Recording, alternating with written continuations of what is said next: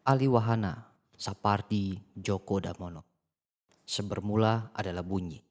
Contoh kasus, gambar kecambah.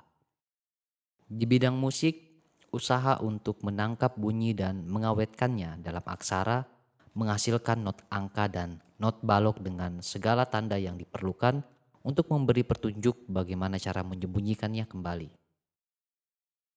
Misalnya, setiap bar dipisahkan oleh garis untuk not, angka, dan titik di atas angka yang berarti nadanya naik satu oktav.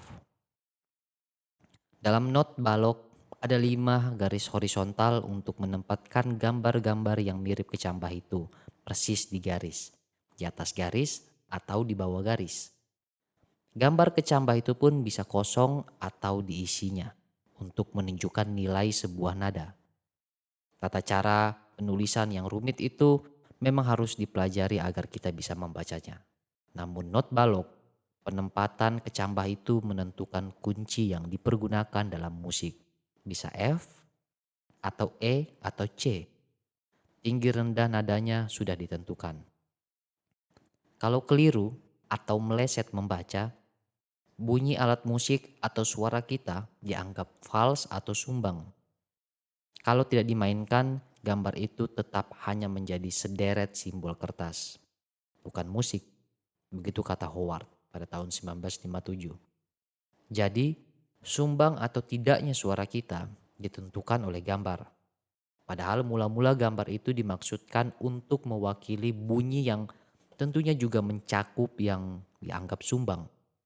Maka bunyi yang mula-mula menjadi sumber notasi angka atau balok pada gilirannya malah diatur oleh notasi gambar. Karena ada notasi, maka kita tidak boleh fals.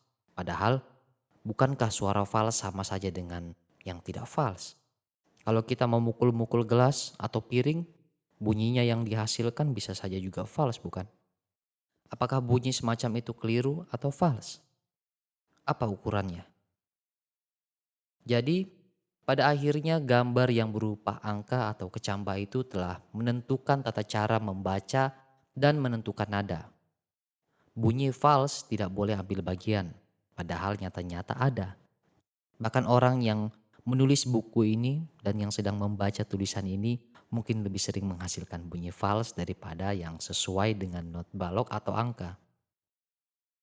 Dalam kehidupan sehari-hari, kita suka menghasilkan berbagai jenis bunyi-bunyian dengan menggunakan benda apa saja yang bisa terdengar enak meskipun tidak menuruti tata cara not angka dan balok. Bahkan mungkin juga tidak sepenuhnya mengikuti beat yang sudah ditentukan dengan gambar. Ini tidak lain menunjukkan bahwa di habitat dan wahananya yang baru, yang berupa gambar, bunyi harus tunduk pada tata cara gambar dan bukan tata cara bunyi. Aliwahana telah memakan korban, tetapi justru harus kita syukuri karena kita telah menciptakan tata cara baru untuk menampung hal yang lama, yang sebelumnya sudah ada dalam wujud atau wahana bunyi. Aliwahana memang menuntut perubahan watak, ciri, atau pesan. Tidak akan pernah bisa mempertahankan hakikat yang lama ke habitat yang baru. Setiap hasil aliwahana dengan demikian selalu merupakan karya yang baru.